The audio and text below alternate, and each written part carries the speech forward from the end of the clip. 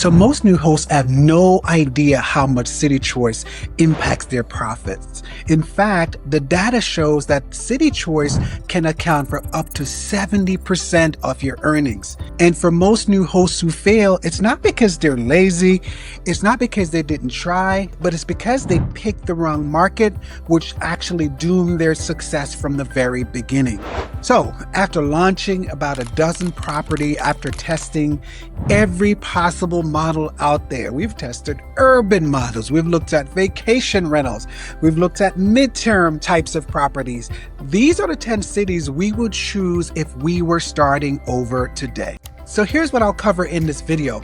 I'm going to talk about the top 10 markets to launch an Airbnb in 2025. These cities are not just things that are just pulled out of thin air. This list is actually backed by data, absolutely not hype. And the reasons why these cities and market ended up on this list, it's based on booking demand, it's based on profit potential, and it's based on the regulations that currently exist in these markets. I'm also going to talk about who these markets are the best fit for, such as solopreneurs, as well as individuals who may be looking to co-host. Finally, I'm going to share a tool to help you pick the right market that is best for your goals and the profits that you're trying to make now and in the coming years. But before we dive in, if you're not sure which city is right for you or your budget, we have created a tool we're calling the Airbnb Profit Map. And it shows you how to compare cities, spot red flags, and make sure that you can operate a property legally in the city that you've chosen. So if you want to avoid costly mistakes and pick a city with real earning potential, go ahead and grab that document down below. It's going to help save you tons of time and tons of headache in finding out the right city and market that works best for your goals. So grab that down below. So the first city on the list is Chattanooga, Tennessee. And this city was chosen for a few different reasons. One, Airbnbs are permitted. You will have to register, and there may also be some limitations on where in the city you're able to open an Airbnb. But Airbnbs are permitted in the city with some rules that you have to pay attention to before purchasing your property or signing a lease on a new property. This city was also chosen because it has high demand on the weekends, and according to AirDNA, the average nightly rate is roughly around $140 per night, and the occupancy rate tends to stay pretty strong from the spring and through the fall. The types of homes that do well in this market tend to be 1 to 3 bedroom homes, cozy cabins, as well as properties that are close to downtown, and also properties that are close to main attractions such as Lookout Mountain. Those types of property tend to perform best. And the kind of guests you can expect to host in this market tend to be road trippers. You're going to get some families. You're also going to get people who love the outdoors, because Chattanooga, Tennessee is within a short driving distance from other major cities like Atlanta, Nashville, as well as other surrounding areas. And again, the peak season for this market tends to be between the spring and the fall. Also, depending on the weather, you can expect to get some bookings into the winter as well. But spring and fall tends to be the peak seasons for this market. So Chattanooga, Tennessee tends to be a smart choice because it's located within a short driving distance to other major cities. Airbnbs are permitted with some regulations on them. Also, home prices tend to be affordable and travel tends to be very steady, leading to reliable demand, and it's a perfect market for a first-time host. So the next city on the list is Gulfport, Mississippi. And Airbnbs are allowed in Gulfport with some restrictions similar to many of the restrictions that are popping up around the country. You will have to register, and there'll be some guidelines that you'll have to follow in order to get your Airbnb legally approved in this market. And according to AirDNA, the average nightly rate for homes or units in this market tend to run between $120 to $150 a night, with moderate occupancy year-round actually. Summer tends to be the busiest season, but there are also some steady traffic during the off-season as well. So the type of properties that tend to do well in this market are small beach houses and affordable condos. These tend to perform pretty well, especially those that are located near the water and those very close to the casinos. So if you're hosting in this market, you can expect to host beachgoers, casino travelers, and snowbirds. Actually, just people looking for warm, budget-friendly coastal travel. And the peak season for this market tends to be the summer, but you can actually expect to get some steady bookings in the spring and in the fall, and especially on the weekends. So Gulfport, Mississippi has low competition, low cost of entry, and flexible regulation, making it a great site for a new host or existing host for that matter. So next on the list is Phoenix, Arizona. So in this market, Airbnbs are permitted, but like the other markets, you will have to get permission, such as obtaining a permit and also following some of the local laws around where Airbnbs are permitted within the city in specific areas. So according to AirDNA, the average nightly rate is roughly around $222 per night, with an occupancy rate of between 53 to 67%, which is a very strong number as it relates to the kind of revenue that you'll be able to make each year. The properties that tend to do well in this market tend to be 1 to 3 bedroom homes, or condos do pretty well. Neighborhoods that are near hospitals, close to event venues, or those that are close to golf courses tend to do pretty well. Now, Phoenix can be very hot in the summertime, so the spring and early summer tend to do pretty well. If you're hosting in this market, you can actually expect to host some of the baseball fans who may be coming for spring training. You can expect to host golfers, business travelers, and traveling nurses, and those who are traveling for medical reasons. And again, the peak season for this market tend to be between January and April. Summers are slow because it is so hot, and the demand tends to kind of drop off and pick up again in the fall and winter. So this is something to keep in mind if you're looking seriously at Phoenix as a potential market that you're considering picking up a property. So Phoenix, again, is a great market because of the potential earnings, as well as the attractions that bring guests back to this market on a regular basis. You will have to be mindful of the seasonality, but that should not deter you because you may be able to make up your revenue during the peak seasons. So Phoenix is one of those markets that should absolutely be on your list. So if you're wondering why these cities might seem a little unexpected, you're not wrong. Big oversaturated markets aren't where the best returns are anymore. In fact, Airbnb's own reports show that smaller drive-to markets, cities with flexible Airbnb laws, are where bookings and earnings are growing on the fastest basis. And so that is exactly why cities like Chattanooga, Gulfport, and others are on this list. So coming up, I'm going to offer a few other cities for you to consider that, again, may be a surprise, but are definitely areas you should consider because there are some potential earnings in these markets. So the next city on the list is McAllen, Texas.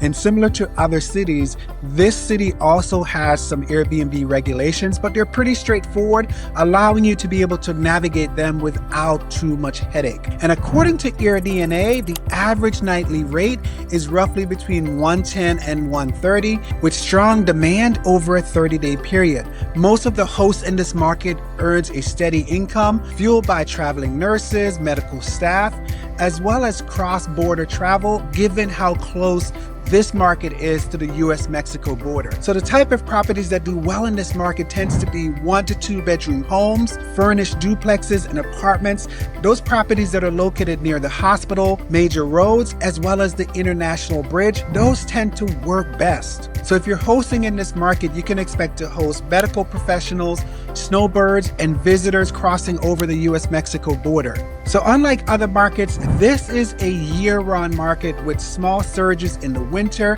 as well as when there are medical or trade show events happening in town. So here's why you should consider McAllen, Texas. It is a low competition, high need market with strong Airbnb demand, folks seeking longer stays, and it's ideal for hosts who are seeking a steady income without a lot of fluctuation. So the next city on this list is Asheville, North Carolina. And Asheville does allow Airbnbs, but it does have some restrictions. Now, you shouldn't be discouraged by these restrictions because they're written down and the process is very clear on what you need to do in order to get your property approved. According to AirDNA, the average nightly rate ranges from $180 to $250 a night, which is, again, a very strong number. It does have some seasonal demand, with occupancy being strong in the springtime and also during the summertime. Now, Asheville is one of those markets where people will travel, for example, in the wintertime and early fall to be able to see the changes in the fall foliage. So it's one of those markets that have high demand during multiple seasons. So the type of properties that do well here tends to be boutique type properties, cottages, cabins, as well as those that are located next to the Blue Ridge Parkway. And if you're hosting in this market, you can expect to host couples, as well as remote workers, retirees, as well as outdoor visitors and outdoor lovers. Asheville also tends to have a pretty strong and vibrant art scene. And so individuals that are traveling for art shows and art exhibits are some of the folks you can expect who are going to be showing up in this market. And the seasons that are strong. Now, it does tend to be strong pretty much 3 of the 4 seasons of the year, but the fall season tends to be the peak when individuals are coming for the fall, for the changes in the leaves, the fall foliage period. And so winters and the early fall tend to be very popular in this market. And so Asheville is a strong market to consider because of the attraction and individuals who love coming to the city. It has a very high nightly rate, and it's one of those areas that it's a mid-sized market, but it's a market with strong demand. If you're willing to navigate the regulatory environment in this market, you will be rewarded with strong demand and high revenues. So the next city on the list is Branson, Missouri. Yes, Branson, Missouri. I'm not sure if this is one that you're thinking of, but Branson is one of the most Airbnb-friendly cities in the United States. It has no citywide bans or harsh regulations. And so Airbnbs are generally permitted in this market. You will have to get a permit, and there will be some rules that you'll need to follow, but Branson is generally considered an Airbnb-friendly city. And according to AirDNA, the average nightly rate in Branson is between $150 and $200 a night. And this market tends to attract larger homes, folks who are seeking to bring their families together. It tends to be popular during school breaks and other high peak seasons. So the type of properties that do well in this market tends to be 3 to 5 bedroom homes, cabins, and vacation rentals. So those that are close to main attractions such as Table Rock Lake or Silver Dollar City tends to be in high demand. So if you're hosting in this market, you can expect to host families, churchgoers, retirees, as well as tour groups tend to flock to this market. It is also what is considered a drive-to market. So folks coming from cities like Chicago, Kansas City, and St. Louis tend to make their way to Branson, Missouri. So the peak season here tends to be in the fall and in the summer when the kids are out of school, kids are out of college. During major holidays tend to be high peak seasons for this market. Winter tends to be a little slow, but the Christmas season is a big season in this market. You should consider Branson because of its affordability, as well as it's the high demand for this market multiple seasons of the year. It is a city that often doesn't come up for a lot of people, but is one of those cities where you can actually make some real revenue because the fundamentals tend to be so strong here. You should absolutely consider Branson, Missouri. And next on the list is Tucson, Arizona. And Tucson does allow Airbnbs, but again, you will have to register, and there are rules that you'll have to follow in order to get an Airbnb approved and permitted in this market. According to AirDNA, the average nightly rate runs between $120 and $160 per night, with solid occupancy in the winter and early spring. So the type of properties that do well in this market are casitas, small homes, and condos near the University of Arizona, close to the hospital, as well as close to downtown. Anything that has high walkability tends to do pretty well. If you also happen to have a property that has desert views, those tend to be properties that folks are seeking to book with very high demand for properties with desert views. If you're hosting in this market, you're going to host some snowbirds, you're going to host some college parents, especially around graduation time and move-in periods. You're also going to host some traveling nurses as well as remote workers. Some of the guests to this market tends to stay sometimes 1 to 4 weeks, especially during the peak seasons. So this market is busiest between January and April. Travel does tend to fall off during the summer because it is so hot. So you should add Tucson, Arizona to the list because it's a mid-sized market with low barriers of entry and high earning potential. Again, there are some restrictions on Airbnb, but it shouldn't deter you because those restrictions are written out and they're clear. You just will need to keep them in mind before you commit to this market. So by now you may have a few cities in mind, but before you invest, you need to be sure that the numbers actually work for your budget and your goals. And that's exactly why we've created the Airbnb Profit Map. It is a free tool that walks you through how to evaluate a market step by step.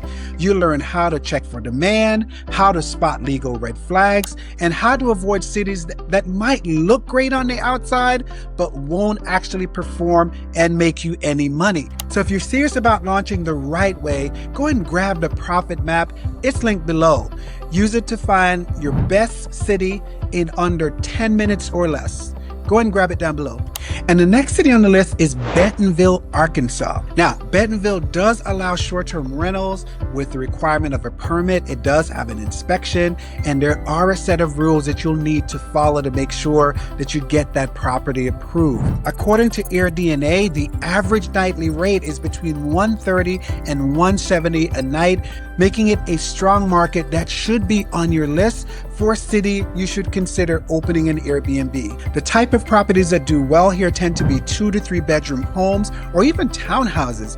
Properties that are located close to downtown, properties that are located close to their trail system, listings with bike storage, fast Wi-Fi. Those that have a nice style and a nice vibe tend to be the properties that are in the highest demand. Bentonville is unique because it is in fact the headquarters to Walmart.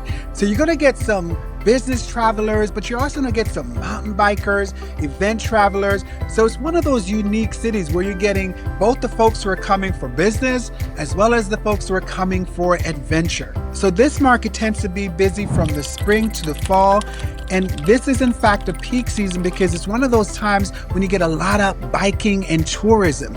So weekdays tend to be filled with business travelers, whereas on the weekends, you're going to attract some of the outdoor tourists and families who want to visit this market. So Bentonville, Arkansas should be on your list because of the low competition as well as the clear process for getting an Airbnb approved. The average nightly rates tend to be strong. It's one of those markets that you're getting both weekday bookings as well as weekend bookings. So you should absolutely have Bentonville, Arkansas on your list as a possible site for your next Airbnb. So the next city on the list is St. Augustine, Florida. So Airbnbs are allowed in St. Augustine, but there are regulated areas where they must be located. So it's one of those markets that you're going to want to make sure you're following those rules to be sure that you're not actually leasing a property or purchasing a property that you cannot get approved. So you'll want to look closely at the regulations before you either sign a lease or sign a purchase contract in order to set up an Airbnb. And according to AirDNA, the average nightly rate